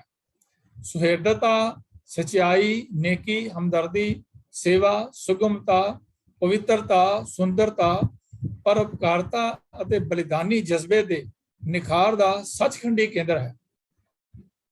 ਮਲੀਨ ਮਨ ਤੇ ਮੈਲੀਆਂ ਆਤਮਾਵਾਂ ਇੱਥੇ ਸਮਰਪਿਤ ਭਾਵਨਾ ਨਾਲ ਸਿਰ ਨਿਵਾਉਣ ਉਪਰੰਤ ਉਪਰੋਕਤ ਗੁਣਾਂ ਨਾਲ ਜੁੜਨਾ ਆਰੰਭ ਕਰ ਦਿੰਦੀਆਂ ਹਨ। ਐਸੀਆਂ ਰੂਹਾਂ ਵਡਭਾਗੀਆਂ ਹੁੰਦੀਆਂ ਹਨ। ਸਾਰੇ ਦਰਬਾਰ ਸਾਹਿਬ ਖੇਤਰ ਵਿੱਚ ਕੋਈ ਐਸਾ ਚਿੱਤਰ, ਐਸੀ ਮੂਰਤੀ, ऐसी जगह या ऐसा इश्तिहार ते पोस्टर नहीं दिसदा जिस राही विसर भोले विच भी किसी अश्लीलता दा झोला पैंदा हो, किसी नफरत दी बू निकलदी प्रतीत होवे जां ऊच नीच दे माड़े प्रभावां नाल मन पीड़ित हुंदा हो। भाई विथ ना रंकां दे राणियां विच सांझी थां ते सांझा बिठा दिता दे के सबक प्रेम ते प्यार वाला ऊच नीच दा झगड़ा मिटा दिता। इस परिसर दा सारा पसारा उत्तम सोच अते आत्मक खेड़े नूं ही उभारदा है। हर अभिलाषी नूं बिना किसी भेदभाव दे इत्थे दिन रात नाम निधान दा जिहड़ा है वो प्रसाद जिहड़ा है वंडिया जाता है। मनुख सखना मनुख भी जद इत्थे आउंदा है हर प्रकार दी बख्शिशां नाल भरिया होया वापस जाता है। कपटी तो कपटी हिरदा भी दरबार साहब की अध्यात्मक ते सदाचारक महक तो अपेज नहीं रह सकता। कई मुजरमां ते कातलां ने अपने जुर्मां दा इकबाल भावें थाणियां कचहरियां विच ना कीता होवे पर इस पवित्र वातावरण विच पैर धरदियां ही उन्होंने अपने कीते दा पछतावा होण लग पिया अते उन्होंने अपनी जमीर दी आवाज़ सुन के अपने जुर्मे इकबाल कीते होण अते फिर इस स्थान ते सुचे जीवन का सुनेहा लैके एक सज्जन पुरुष वांगरा जीवन बतीत करन विच संतोख अनुभव जो है वो कीता है। तो ये दरबार साहब की जियारत करन आए श्रद्धालुओं की मनोदशा का जिक्र प्रसिद्ध पंजाबी कवि जसवंत सिंह राही बहुत खूबसूरत लहजे विच करदियां सब उतरे पाप कमाते इवें करदा है। हरमंदर दरबार साहब तो इशनान करन लई किहड़े किहड़े नहीं आउंदे वो जान थकेवे ला के जो मंजिलां कट कट आउंदे कट लैंदे गेड़ 84 दे जो बाणी कन्नी पाउंदे अमृत वेले सतनाम जिन चेत्या कदे ना हारिया धन धन रामदास गुरु जिन सिरिया तने सवारिया। कीर्तन सुन अखंड जो कर मुड़दा सच वखाण के है मथे तरदा कई वार वो गोद पिता दी जान के नशाया फिरदा आनंद विच वो रब्बी रूप नूं मान के संदेश दरबार साहब दे देवदा चलदे नूं छाती ताण के जो सेव करे ते जापे हर वो जांदा है सत्कारिया धन धन रामदास गुरु जिन सिरिया तिने सवारिया। शाहां दे शाह होण मात प्रतख झलक दीदार दी लख डुबदे पेड़ी तार दी एक धुन जो एक अंकार दी है सोने दे विच खेड़ दी एक करामात करतार दी चुम्मन दे लई चरण धूड़ लिफ गई हौमे तलवार दी बख्शिंदा सदा अकाल पुरख एक सिमरिया सच चितारिया धन धन रामदास गुर जिन सिरिया तने सवारिया। कई तारे अंबरों उतरे कई चन आए परदखनी कई सूरज शीस नवाए के भर लै गए झोली सखनी जा संगमरमर नूं चुमीए मुंह जापे आउंदी मखनी चरण कमल दी ओट लै जो झुकिया गया उभारिया धन धन रामदास गुरु गुरु जिन सिरिया तने सवारिया। दरबार साहब के दर्शन दीदारियां नाल इंसानी जिंदगी दियां नीहां बेलाग प्रेम अटुट न्यों शरधामई संतोख ਅਤੇ सेवा रूपी सुचमता नाल ਭਰ ਕੇ ਅਜਿਹੀਆਂ ਪਰਪੱਕ ਹੋ ਜਾਂਦੀਆਂ ਹਨ ਕਿ ਉਹਨਾਂ ਨੂੰ ਫਿਰ ਕਾਮ, ਕ੍ਰੋਧ, ਲੋਭ, ਮੋਹ ਤੇ ਹੰਕਾਰ ਦਾ ਵੰਨ ਸਵੰਨਾ ਮਾਰੂ ਬਰੂਦ ਵੀ ਉਖਾੜ ਨਹੀਂ ਸਕਦਾ ਅਤੇ ਨਾ ਹੀ ਬਰਬਾਦ ਕਰ ਸਕਦਾ। ਹਰਿਮੰਦਰ ਦਰਬਾਰ ਸਾਹਿਬ ਮਨੁੱਖੀ ਮਨ ਵਿੱਚ ਸੱਚ ਦੀ ਪਕਿਆਈ ਤੇ ਨੇਕ ਕਰਮੀ ਦੀ ਦ੍ਰਿੜਤਾ ਦਾ ਸੂਚਕ ਹੈ ਅਤੇ ਸਿੱਖ ਦੀ ਸੇਵਾ ਤੇ ਸ਼ਰਧਾ ਭਰਪੂਰ ਆਤਮਾ ਦਾ ਪ੍ਰਤੀਕ ਹੈ। ਸੱਚੇ ਦਿਲੋਂ ਦਰਬਾਰ ਸਾਹਿਬ ਨਾਲ ਜੁੜਨ ਸਦਕਾ ਸੁੱਧ ਆਕਾਸ਼ ਮੰਡਲ ਦੇ ਹੁਲਾਰੇ ਮਾਨਣ ਲੱਗਦੀ ਹੈ। ਰੂਹ ਖੇੜਿਆਂ ਦੀ ਰੂਹਾਨੀ ਸੰਗਤ ਵਿੱਚ ਖੀਵੀ ਹੋਈ ਨਹੀਂ ਮਿਟਦੀ। 9 ਨਿਧੀਆਂ ਤੇ 18 ਸਿੱਧੀਆਂ ਦਾਸੀਆਂ ਬਨ ਖਲੋਂਦੀਆਂ ਹਨ ਅਤੇ ਇਵੇਂ ਹਰ ਪ੍ਰਕਾਰ ਦੀ ਪਰੇਸ਼ਾਨੀ ਨਿਰਅਸਰ ਹੋ ਕੇ ਖਿੰਡ ਪੁੰਡ ਜਾਂਦੀ ਹੈ। ਅੰਮ੍ਰਿਤ ਵੇਲੇ 2:30 ਵਜੇ ਜਦ ਦਰਬਾਰ ਸਾਹਿਬ ਦਾ ਪ੍ਰਵੇਸ਼ ਦੁਆਰ ਖੁੱਲਦਾ ਹੈ ਤਾਂ ਸੈਂਕੜੇ ਪ੍ਰੇਮੀ ਦਰਬਾਰ ਸਾਹਿਬ ਅੰਦਰ ਬੈਠ ਕੇ ਕੀਰਤਨ ਸਰਵਣ ਕਰਨ ਦੇ ਇੱਛਕ ਹੁੰਦੇ ਹਨ। ਕਈ ਅਜੇ ਗੁਰਮੁਖਾਂ ਨੂੰ ਰੋਜ਼ ਸਵੇਰੇ ਦਰਬਾਰ ਸਾਹਿਬ ਦੇਖ ਕੇ ਇਵੇਂ ਸਮਝਿਆ ਜਾਂਦਾ ਹੈ ਕਿ ਉਹ ਤਾਂ ਸ਼ਾਇਦ ਦਰਬਾਰ ਸਾਹਿਬ ਤੋਂ ਬਿਨਾਂ ਰਹਿ ਹੀ ਨਹੀਂ ਸਕਦੇ। ਇਹਨਾਂ ਗੁਰਸਿੱਖਾਂ ਵਿੱਚੋਂ ਇੱਕ ਦਰਬਾਰ ਸਾਹਿਬ ਦੇ ਸਾਬਕਾ ਮੈਨੇਜਰ ਸਰਦਾਰ ਹਰਭਜਨ ਸਿੰਘ ਜੀ ਹਨ, ਜੋ ਕਿ ਅੱਜ ਕੱਲ੍ਹ ਕੈਨੇਡਾ ਚਲੇ ਗਏ ਹਨ। ਜਦ ਇੱਕ ਵਾਰੀ ਉਹਨਾਂ ਨੂੰ ਪੁੱਛਿਆ ਕਿ ਉਹ ਦਰਬਾਰ ਸਾਹਿਬ ਨੂੰ ਜਿੰਦ ਜਾਨ ਸਮਝ ਕੇ ਸਤਿਕਾਰ ਕਰਦੇ ਹਨ ਤਾਂ ਉਹਨਾਂ ਦੇ ਇਸ ਪਵਿੱਤਰ ਸਥਾਨ ਬਾਰੇ ਕੀ ਅਨੁਭਵ ਹਨ, ਇਸ ਦੇ ਉੱਤਰ ਵਿੱਚ ਉਹ ਇੱਕ ਅੱਖਰ ਵੀ ਨਾ ਬੋਲ ਸਕੇ ਅਤੇ ਉਹਨਾਂ ਦੇ ਨੇਤਰ ਸਜਲ ਹੋ ਗਏ। ਉਹਨਾਂ ਦੀ ਦਰਬਾਰ ਸਾਹਿਬ ਪ੍ਰਤੀ ਸ਼ਰਧਾ ਦੀ ਸ਼ਿਖਰ ਪ੍ਰਗਟਾ ਗਏ। ਹੁਣ ਜਦ ਉਹ ਕੈਨੇਡਾ ਜਾ ਵਸੇ ਹਨ ਤਾਂ ਉੱਥੇ ਉਹਨਾਂ ਦੀ ਦਰਬਾਰ ਸਾਹਿਬ ਪ੍ਰਤੀ ਬੇਬਲਤਾ ਦਾ ਕਿਆਸ ਕਰਨਾ ਵੀ ਔਖਾ ਹੈ। ਇਸੇ ਤਰ੍ਹਾਂ ਉੱਥੇ ਅੰਮ੍ਰਿਤ ਵੇਲੇ ਸ਼੍ਰੋਮਣੀ ਗੁਰਦੁਆਰਾ ਪ੍ਰਬੰਧਕ ਕਮੇਟੀ ਦੇ ਕਈ ਸੀਨੀਅਰ ਕਰਿੰਦਿਆਂ ਤੋਂ ਇਲਾਵਾ ਦਰਬਾਰ ਸਾਹਿਬ ਦੇ ਮੈਨੇਜਰ ਸਰਦਾਰ ਸੁਲੱਖਣ ਸਿੰਘ ਜੀ ਵਰਗੇ ਸ਼ਰਧਾਲੂ ਸਿੱਖ ਵੀ ਦੇਖੇ ਜਾ ਸਕਦੇ ਹਨ, ਜੋ ਅੰਮ੍ਰਿਤ ਵੇਲੇ ਗੁਰਬਾਣੀ ਰੰਗ ਵਿੱਚ ਰੰਗੇ ਜਾਪਦੇ ਹਨ। ਦਰਬਾਰ ਸਾਹਿਬ ਵਿਖੇ ਅੰਮ੍ਰਿਤ ਵੇਲੇ 13-14 ਸਾਲ ਦਾ ਬੱਚਾ ਪਿਛਲੇ ਕਈ ਸਾਲਾਂ ਤੋਂ ਹਰ ਰੋਜ਼ ਆਉਂਦਾ ਹੈ। ਉਸਦੇ ਨਾਲ ਉਸਦਾ ਛੋਟਾ ਭਰਾ ਵੀ ਆਉਂਦਾ ਹੈ। ਸਾਨੂੰ ਵੱਡੇ ਭਰਾ ਬਾਰੇ ਪਤਾ ਲੱਗਾ ਕਿ ਉਸਦਾ ਨਾਮ ਸਿਮਰਨਜੀਤ ਸਿੰਘ ਹੈ। ਉਸਦੀ ਇਸ ਸਥਾਨ ਨਾਲ ਲੱਗਣ ਦਾ ਇਹ ਆਲਮ ਹੈ ਕਿ ਉਹ ਹਰ ਰੋਜ਼ ਆਪਣੀ ਸਾਈਕਲ ਤੇ ਇਕੱਲਾ ਹੀ ਅੰਮ੍ਰਿਤ ਵੇਲੇ ਦਰਬਾਰ ਸਾਹਿਬ ਵੱਲ ਚੱਲ ਪੈਂਦਾ। ਦਰਬਾਰ ਸਾਹਿਬ ਵਿੱਚ ਅਨਦਾੜੀਆ ਅਤੇ ਜਿਸਨੇ ਅੰਮ੍ਰਿਤ ਨਾ ਛਕਿਆ ਹੋਵੇ ਅੰਮ੍ਰਿਤ ਵੇਲੇ ਦੇ ਸਵਈਏ ਨਹੀਂ ਪੜ ਸਕਦਾ।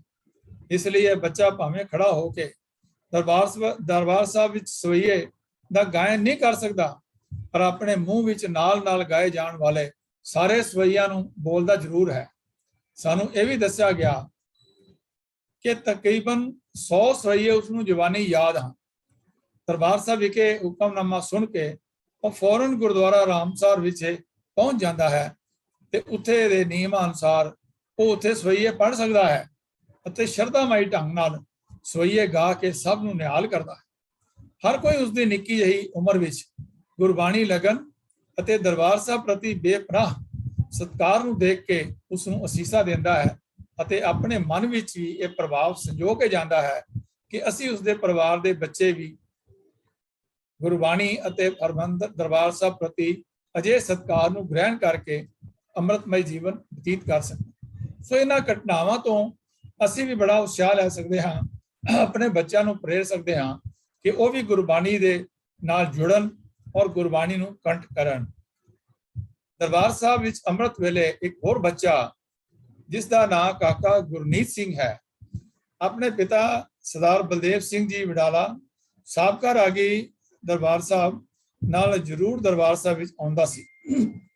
ਇਹਨਾਂ ਬੱਚਿਆਂ ਅਤੇ ਹੋਰ ਹਰਿਮੰਦਰ ਦਰਬਾਰ ਸਾਹਿਬ ਨਾਲ ਵਿੱਚ ਲੀਨ ਹੋਈਆਂ ਸੰਗਤਾਂ ਦੇ ਦਰਸ਼ਨ ਕਰਕੇ ਹਰ ਕਿਸੇ ਦੇ ਮਨ ਵਿੱਚ ਦਰਬਾਰ ਸਾਹਿਬ ਦੇ ਪ੍ਰੇਮ ਬਾਰੇ ਚੰਗੇ ਪ੍ਰਭਾਵ ਉਤਪੰਨ ਹੋਣੇ ਬੜੇ ਸੁਭਾਵਕ ਹਨ ਅਤੇ ਆਪਣੀ ਅਦੁੱਤੀ ਦਰਬਾਰ ਸਾਹਿਬ ਲਗਨ ਕਾਰਨ ਅਜਿਹੇ ਬੱਚੇ ਅਤੇ ਨਿਤਨੇਮੀ ਗੁਰਸਿੱਖ ਸਭ ਲਈ ਚੰਗੇ ਰੋਲ ਮਾਡਲ ਦੀ ਭੂਮਿਕਾ ਨਿਭਾਉਂਦੇ ਹਨ।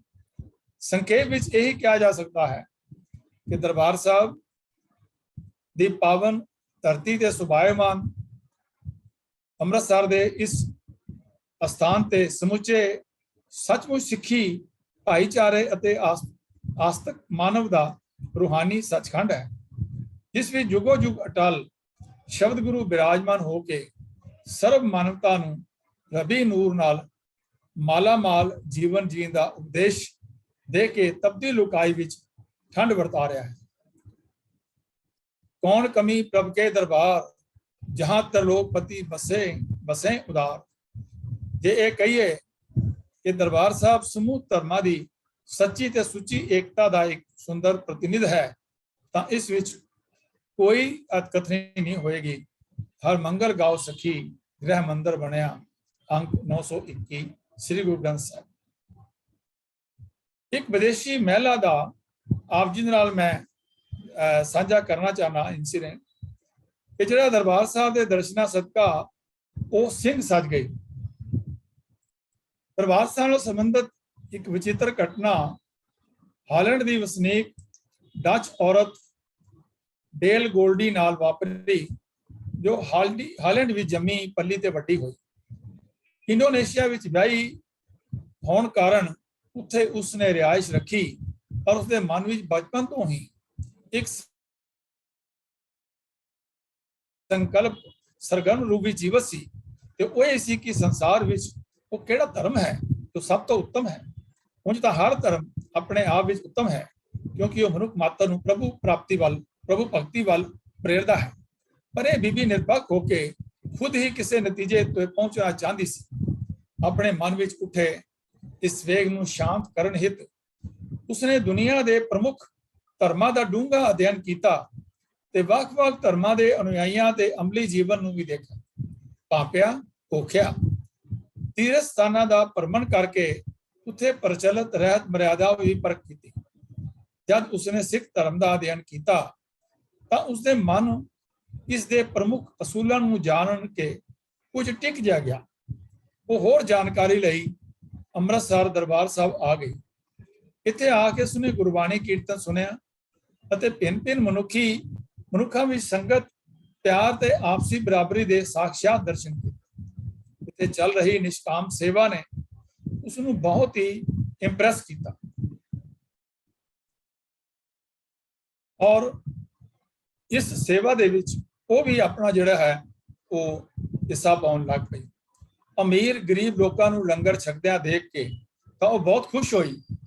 ਪੰਗਤ ਵਿੱਚ ਇੱਕੋ ਜਿਹਾ ਲੰਗਰ ਛਕਣ ਸਮੇਂ ਉਸ ਲਈ ਇਹ ਪਛਾਣਨਾ ਮੁਸ਼ਕਲ ਸੀ ਕੌਣ ਹਿੰਦੂ ਹੈ ਤੇ ਕੌਣ ਮੁਸਲਮਾਨ, ਸਿੱਖ, ਈਸਾਈ ਜਾਂ ਅਧਰਮੀ ਕਿਹੜਾ ਹੈ।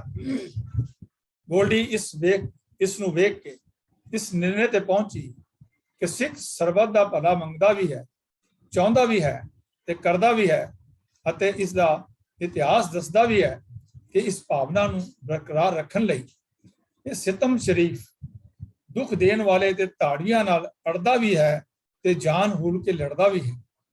ਸਿੱਖ ਧਰਮ ਕਥਨੀ ਤੇ ਕਰਨੀ ਵਿੱਚ ਪੂਰਾ ਹੈ। ਸਿੱਖ ਇਹ ਵੀ ਭਲੀ ਭਾਂਤ ਜਾਣਦਾ ਹੈ ਕਿ ਹਰਕਤ ਵਿੱਚ ਬਰਕਤ ਹੈ, ਇਸ ਲਈ ਉਹ ਨੇਕ ਕਾਰ ਵਿਹਾਰ ਵਾਸਤੇ ਹਮੇਸ਼ਾ ਸਰਗਰਮ ਤੇ ਉਦਮਸ਼ੀਲ ਰਹਿੰਦਾ ਹੈ। ਇਹ ਸਾਰਾ ਕੁਝ ਦੇਖ ਸੁਣ ਕੇ ਦਰਬਾਰ ਸਾਹਿਬ ਵਿੱਚ ਬਿਤਾਏ ਕੁਝ ਪਲਾਂ ਨੇ ਗੋਲਡੀ ਦਾ ਕਾਇਆ ਕਲਪ ਹੀ ਕਰ ਦਿੱਤਾ। ਇਸ ਲਈ ਉਸਨੇ ਇਹ ਐਲਾਨ ਵੀ ਹੀ ਨਹੀਂ ਕੀਤਾ ਕਿ ਸਿੱਖ ਧਰਮ ਸਭ ਤੋਂ ਸ੍ਰੇਸ਼ਟ ਧਰਮ ਹੈ, ਸਗੋਂ 20 ਨਵੰਬਰ 1925 ਨੂੰ ਉਹ ਅੰਮ੍ਰਿਤ ਛਕ ਕੇ ਸਿੰਘ ਸਜ ਕੇ ਗੋਲਡੀ ਤੋਂ ਸਰਦਾਰਨੀ ਭਗਵਾਨ ਕੌਰ ਬਣ ਗਈ। ਸਰਬ ਧਰਮ ਹੈ ਸ੍ਰੇਸ਼ਟ ਧਰਮ, ਹਰ ਕੋ ਨਾਮ ਜਪ ਨਿਰਮਲ ਕਰਮ, ਉਸਦੇ ਮਨ ਨੂੰ ਟੁੰਬ ਗਿਆ। ਸ੍ਰੀ ਗੁਰੂ ਗ੍ਰੰਥ ਸਾਹਿਬ ਅੰਕ 266। ਦਰਬਾਰ ਸਾਹਿਬ ਦੇ ਇਸ ਪਵਿੱਤਰ ਪਰਿਸਰ ਦੇ ਦਰਸ਼ਨ ਕਰਕੇ ਜੋ ਸੁੱਤੇ ਸਿੱਧ ਉਸਦੇ ਮੂੰਹ ਵਿੱਚੋਂ ਨਿਕਲਿਆ ਉਹ ਇਸ ਪ੍ਰਕਾਰ ਹੈ। ਦਰਬਾਰ ਸਾਹਿਬ ਦੀ ਅਜ਼ਮਤ, ਵਡਿੱਤਨ ਭਰੀ ਸ਼ਾਨ ਨੇ ਮੇਰੇ ਦਿਲ ਨੂੰ ਖਰੀਦ ਹੀ ਲਿਆ ਤੇ ਇਸ ਚੱਲ ਰਹੇ ਨਿਰਦੇ ਕਾਰਜ ਕਰਨ ਨੇ ਮੇਰੇ ਮਨ ਨੂੰ ਪਹਿਲੀ ਨਜ਼ਰੇ ਪੂਰਨ ਸ਼ਾਂਤੀ ਤੇ ਤਸੱਲੀ ਬਖਸ਼ ਦਿੱਤੀ। ਸ੍ਰੀ ਦਰਬਾਰ ਸਾਹਿਬ ਦੀ ਲਾਸਾਨੀ ਸ਼ਾਨ ਤੇ ਰੂਹਾਨੀ ਕਸ਼ਿਸ਼ ਨੇ ਮੈਨੂੰ ਇਹ ਨਿਸ਼ਚਾ ਕਰਨ ਲਈ ਉਤਸ਼ਾਹਿਤ ਕੀਤਾ ਕਿ ਮੇਰੇ ਵਾਸਤੇ ਸਭ ਤੋਂ ਚੰਗਾ ਧਰਮ ਸਿੱਖ ਧਰਮ ਹੈ। ਸ੍ਰੀ ਦਰਬਾਰ ਸਾਹਿਬ ਨੇ ਮੇਰਾ ਦਿਲ ਜਿੱਤ ਲਿਆ ਹੈ ਅਤੇ ਮੈਨੂੰ ਆਪਣਾ ਬਣਾ ਲਿਆ ਹੈ। ਮੁੱਲ ਖਰੀਦੀ ਲਾਲਾ ਗੋਲਾ, ਮੇਰਾ ਨਾਮ ਸੁਭਾਗਾ, ਗੁਰੂ ਕੀ ਬਚਨੀ ਹਾਟ ਬਿਕਾਨਾ, ਜਿਤ ਲਾਇਆ ਤਿਤ ਲਾਗਾ, ਅੰਗ 991 ਉਸ ਨੂੰ ਪ੍ਰਭਾਵਿਤ ਕਰ ਰਿਹਾ ਸੀ। ਜਦੋਂ ਪ੍ਰੈਸ ਕੋਰਸਪੋਂਡੈਂਟ ਨੇ ਉਹਨੂੰ ਪੁੱਛਿਆ ਕਿ ਤੁਸੀਂ ਇਹ ਧਰਮ ਕਿਸੇ ਹੋਰ ਮਕਸਦ ਜਾਂ ਦਬਾਅ ਹੇਠਾਂ ਆ ਕੇ ਤਾਂ ਨਹੀਂ ਧਾਰਨ ਕੀਤਾ, ਤੇ ਇਸ ਦੇ ਉੱਤਰ ਵਿੱਚ ਸਰਦਾਰਨੀ ਭਗਵਾਨ ਕੌਰ, ਜੋ ਹੁਣ ਗੋਲਡੀ ਨਹੀਂ ਸੀ, ਸਿੰਘਣੀ ਸੱਜ ਕੇ ਸਰਦਾਰਨੀ ਭਗਵਾਨ ਕੌਰ ਬਣ ਚੁੱਕੀ ਸੀ, ਨੇ ਬੜੇ ਸਪਸ਼ਟ ਸ਼ਬਦਾਂ ਵਿੱਚ ਉੱਤਰ ਦਿੱਤਾ, ਸਿੱਖ ਧਰਮ ਧਾਰਨ ਕਰਨਾ ਮੇਰੇ ਸੁਤੰਤਰ ਅਧਿਐਨ ਦਾ ਨਤੀਜਾ ਹੈ ਤੇ ਇਹ ਅਕਾਲ ਪੁਰਖ ਦੀ ਅਪਾਰ ਕਿਰਪਾ, ਮਿਹਰ ਤੇ ਬਖਸ਼ਿਸ਼ ਦਾ ਪ੍ਰਤਾਪ ਹੈ ਕਿ ਮੈਂ ਇਸ ਨਾਦਰ ਰਹੁ ਰੀਤੀ ਨੂੰ ਆਤਮਕ ਸ਼ਾਂਤੀ ਗ੍ਰਹਿਣ ਕਰਨ ਹਿਤ ਧਾਰਨ ਕਰ ਸਕੀ ਹਾਂ। ਮੇਰੇ ਚੰਗੇ ਭਾਗ ਹਨ। ਇਸ ਪਿੱਛੇ ਮੇਰੀ ਕੋਈ ਵੀ ਤੇ ਕਿਸੇ ਪ੍ਰਕਾਰ ਦੀ ਦੁਨਿਆਵੀ ਕੋਈ ਗਰਜ਼ਮੰਦੀ ਕੰਮ ਨਹੀਂ ਕਰ ਰਹੀ।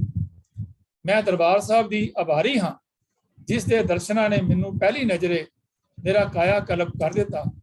A fine example of love at first sight, ਪਹਿਲੀ ਤੱਕਨੀ ਤੇ ਪਿਆਰ ਹੋ ਜਾਣ ਦੀ ਵਧੀਆ ਉਦਾਹਰਣ ਹੈ ਇਹ ਘਟਨਾ ਮਿਸ ਗੋਲਡੀ ਦੀ, ਜੋ ਬਾਅਦ ਵਿੱਚ ਸਰਦਾਰਨੀ ਭਗਵਾਨ ਕੌਰ ਬਣੀ। ਖਜ਼ਾਨੇ ਤੂੰ ਰਹਿਮਤ ਦਾ ਸਦਾ ਰੱਖੀ ਤੂੰ ਮਿਹਰ ਆਪਣੀ, ਬਹੁਤ ਆਸਾਂ ਉਮੀਦਾਂ ਨਾਲ ਸੇਵਕ ਦਰਸ਼ਨ ਨੂੰ ਆਇਆ ਹੈ। ਇਹ ਵੀ ਕਵੀ ਨੇ ਆਪਣੇ ਵਿਚਾਰ ਜਿਹੜੇ ਹਨ ਉਹ ਰੱਖੇ ਹਨ, ਜਿਹੜੇ ਦਰਬਾਰ ਸਾਹਿਬ ਦੇ ਮਨ ਵਿੱਚ ਪਿਆਰ ਲੈ ਕੇ ਜਿਹੜੇ ਦਰਸ਼ਨ ਕਰਨ ਜਾਂਦੇ ਹਨ ਔਰ ਉੱਥੋਂ ਸਭ ਚੀਜ਼ਾਂ ਪ੍ਰਾਪਤ ਕਰਦੀਆਂ ਹਨ। ਇਸੇ ਤਰ੍ਹਾਂ ਦੇ ਦਿਲਕਸ਼ ਤੇ ਅਨੋਖੇ ਵਿਚਾਰ ਇੱਕ ਵਿਸ਼ਿਸ਼ਟ ਪਤਵੰਤਾ ਸ੍ਰੀ CS ਸੁਬਰਾਮਨਿਅਮ, ਜੋ ਭਾਰਤ ਸਰਕਾਰ ਵਿੱਚ ਵਿੱਤ ਮੰਤਰੀ ਰਹਿ ਚੁੱਕਾ ਹੈ, ਦਰਬਾਰ ਸਾਹਿਬ ਦੇ ਦਰਸ਼ਨ ਮਗਰੋਂ ਇਹ ਪ੍ਰਗਟ ਕਰਦਾ ਹੈ। ਦਰਬਾਰ ਸਾਹਿਬ ਦੇ ਦਰਸ਼ਨ ਕਰਕੇ ਮਨੁੱਖ ਧਰਮ ਨੂੰ ਭੁੱਲ ਜਾਂਦਾ ਹੈ ਅਤੇ ਉਹ ਕੇਵਲ ਵਾਹਿਗੁਰੂ ਬਾਰੇ ਸੋਚਦਾ ਹੈ ਜਾਂ ਉਹਨਾਂ ਕੁਰਬਾਨੀਆਂ ਬਾਰੇ ਜਿਹੜੀਆਂ ਸਾਨੂੰ ਬਹੁਤ ਸਾਰਿਆਂ ਨੂੰ ਆਪਣੀ ਸੰਸਕ੍ਰਿਤੀ ਨੂੰ ਸਾਂਭ ਰੱਖਣ ਲਈ ਕਰਨੀਆਂ ਪਈਆਂ। ਇੱਕ ਹੋਰ ਗੋਰਾ ਟੂਰਿਸਟ ਦਰਬਾਰ ਸਾਹਿਬ ਦੇ ਦਰਸ਼ਨਾਂ ਮਗਰੋਂ ਇਹ ਕਹਿਣ ਵਿੱਚ ਸੰਕੋਚ ਨਹੀਂ ਕਰਦਾ ਕਿ it is not A golden temple. ਜਿਹੜੇ ਅੰਗਰੇਜ਼ ਹਨ ਉਹ ਇਸ ਨੂੰ ਇਸ ਨਾਂ ਨਾਲ ਹੀ ਜਾਣਦੇ ਹਨ, ਮਾਫ ਕਰਨਾ, it is a house of God, God lives here 24 hours. ਭਾਵ ਇਹ ਇੱਕ ਦਰਬਾਰ ਸਾਹਿਬ ਹੀ ਨਹੀਂ, ਇਸ ਦਾ ਰੱਬ ਦਾ ਘਰ ਹੈ ਜਿੱਥੇ ਪਰਮਾਤਮਾ 24 ਘੰਟੇ ਨਿਵਾਸ ਕਰਦਾ ਹੈ। ਅਸਲੀਅਤ ਤਾਂ ਇਹ ਹੈ ਕਿ ਗੁਰੂ ਸਾਹਿਬਾਨ ਦੀਆਂ ਬਖਸ਼ਿਸ਼ਾਂ ਅਤੇ ਵਰਦਾਨਾਂ ਸਦਕਾ ਇਸ ਸੱਚਖੰਡੀ ਧਾਮ ਨਾਲ ਪਿਆਰ ਪੈ ਜਾਣ ਨਾਲ ਸ਼ਰਧਾ, ਸੰਤੋਖ, ਸ਼ਾਂਤੀ ਅਤੇ ਇਨਸਾਨੀਅਤ ਦੀਆਂ ਨੀਹਾਂ ਇਤਨੀਆਂ ਪੱਕੀਆਂ ਹੋ ਜਾਂਦੀਆਂ ਹਨ ਕਿ ਕਾਮ, ਕ੍ਰੋਧ, ਲੋਭ, ਮੋਹ, ਹੰਕਾਰ ਰੂਪੀ ਬਾਰੂਦ ਨਿਰਅਸਰ ਹੋ ਕੇ ਸ਼ਰਧਾਲੂ ਦੀ ਬਿਰਤੀ ਅੱਗੇ ਗੋਡੇ ਟੇਕ ਦਿੰਦਾ ਹੈ। ਗੋਲਡੀ ਦੀ ਉਕਤ ਘਟਨਾ ਨੂੰ ਵਾਚਨ ਉਪਰੰਤ ਇਹ ਗੱਲ ਹੋਰ ਦ੍ਰਿੜ ਹੋ ਜਾਂਦੀ ਹੈ ਤੇ ਸੁਦ੍ਰਿੜ ਹੁੰਦੀ ਹੈ ਕਿ ਰੱਬ ਦੀ ਮਿਹਰ ਪ੍ਰਾਪਤ ਕਰਨ ਲਈ ਕੇਵਲ ਕਰਮਾਂ ਦੇ ਹਿਸਾਬ ਕਿਤਾਬ ਦੀ ਮੁਤਾਦੀ ਵਿੱਚ ਫਸੇ ਰਹਿਣਾ ਬਹੁਤ ਜ਼ਰੂਰੀ ਨਹੀਂ। ਜੇ ਨਦਰ ਸਵਲੀ ਹੋ ਜਾਏ ਤਾਂ ਪਲਾਂ ਪਲਾਂ ਵਿੱਚ ਪਾਰ ਉਤਾਰਾ ਹੋ ਸਕਦਾ ਹੈ। ਭਾਵਨਾ ਵਿੱਚ ਪਵਿੱਤਰਤਾ, ਇਰਾਦੇ ਵਿੱਚ ਦ੍ਰਿੜ ਪਕਿਆਈ ਤੇ ਉਤਸ਼ਾਹ ਵਿੱਚ ਸਭ ਕੁਝ ਆਪਣੇ ਸਤਿਗੁਰਾਂ ਅੱਗੇ ਅਰਪਿਤ ਕਰਕੇ ਆਨੰਦ ਪ੍ਰਾਪਤ ਕਰਨ ਦੀ ਲੋਚਾ ਦਾ ਹੋਣਾ ਜ਼ਰੂਰੀ ਹੈ। ਫਿਰ ਬੇੜੇ ਪਾਰ ਹੀ ਪਾਰ ਹਨ। ਰਸਮੀ ਗੱਲਾਂ ਬਾਤਾਂ ਤਾਂ ਬਸ ਕਾਗਜ਼ ਦੇ ਫੁੱਲਾਂ ਨੂੰ ਸੁੰਘਣ ਸਮਾਨ ਹਨ, ਜੋ ਨਿਰਗੰਧ ਤੇ ਨਿਰਜਿੰਦ ਹੁੰਦੇ ਹਨ। ਇਸ ਲਈ ਜੇ ਜ਼ਿੰਦਗੀ ਨੂੰ ਸੁੱਚੇ ਮਕਸਦਾਂ ਦੀ ਪੂਰਤੀ ਲਈ ਜੀਣਾ ਹੋਵੇ ਤਾਂ ਗੁਰਬਾਣੀ ਵਿੱਚ ਦੱਸੇ ਮਾਰਗ ਤੇ ਅਮਲੀ ਰੂਪ ਵਿੱਚ ਚੱਲਣਾ ਅਤੀ ਆਵਸ਼ਕ ਹੈ। ਦਰਬਾਰ ਸਾਹਿਬ ਦਾ ਵੀ ਇਹੀ ਸੰਦੇਸ਼ ਹੈ, ਜਿਸ ਦਾ ਮਧੁਰ ਬਖਾਨ ਇਲਾਹੀ ਬਾਣੀ ਦੇ ਰੂਪ ਵਿੱਚ ਹਰ ਸਮੇਂ, ਹਰ ਪਲ, ਹਰ ਘੜੀ, ਹਰ ਕਿਸੇ ਲਈ ਉੱਥੇ ਨਿਰੰਤਰ ਪ੍ਰਸਾਰਿਤ ਹੋ ਰਿਹਾ ਹੈ ਤੇ ਹੁੰਦਾ ਰਹੇਗਾ। ਮਨ ਵੇਚੈ ਸਤਿਗੁਰ ਕੇ ਪਾਸ, ਤਿਸ ਸੇਵਕ ਕੇ ਕਾਰਜ ਰਾਸ, ਸੇਵਾ ਕਰਤ ਹੋਏ ਨੇ ਕਾਮੀ, ਤਿਸ ਕੋ ਹੋਤ ਪ੍ਰਾਪਤ ਸੁਆਮੀ। ਸ੍ਰੀ ਗੁਰੂ ਗ੍ਰੰਥ ਸਾਹਿਬ ਦੇ ਅੰਗ 286 ਤੇ ਇਹ ਬੋਲ ਜਿਹੜੇ ਹਨ ਸੁਭਾਇਮਾਨ ਹਨ। ਸੋ ਅੱਜ ਦੀ ਵਿਚਾਰ ਇੱਥੇ ਹੀ ਸੰਕੋਚਦਾ ਹੋਇਆ ਆਪ ਜੀ ਦੇ ਪਾਸੋਂ ਆਪਣੀਆਂ ਗਲਤੀਆਂ ਦੀ ਖਿਮਾ ਮੰਗਦਾ ਹੋਇਆ ਆਸ ਕਰਦਾ ਹਾਂ ਕਿ ਜੇ ਕੋਈ ਸਾਨੂੰ ਅੱਜ ਦੀ ਵਾਰਤਾ ਤੋਂ, ਆਪਦੇ ਵਿਚਾਰਾਂ ਤੋਂ ਕੋਈ ਸਿੱਖਣ ਨੂੰ ਮਿਲਦਾ ਹੈ ਤਾਂ ਉਸ ਨੂੰ ਨਿਸ਼ਚਿਤ ਤੌਰ ਦੇ ਉੱਪਰ ਸਾਨੂੰ ਆਪਣੇ ਮਨ ਦੇ ਵਿੱਚ ਧਾਰਨ ਕਰਨਾ ਚਾਹੀਦਾ ਹੈ। ਅੱਗੇ ਦੇ ਜੋ ਦਰਬਾਰ ਸਾਹਿਬ ਦੇ ਦਰਸ਼ਨ ਦੀਦਾਰੇ ਹਨ ਉਹ ਮਹਾਰਾਜ ਕਿਰਪਾ ਕਰੇ ਅਗਲੀ ਵਾਰੀ ਆਪ ਜੀ ਦੇ ਨਾਲ ਸਾਂਝੇ ਕੀਤੇ ਜਾਣਗੇ। ਗੱਜ ਕੇ ਫਤਿਹ ਬੁਲਾਓ ਜੀ। ਵਾਹਿਗੁਰੂ ਜੀ ਕਾ ਖਾਲਸਾ, ਵਾਹਿਗੁਰੂ ਜੀ ਕੀ ਫਤਿਹ।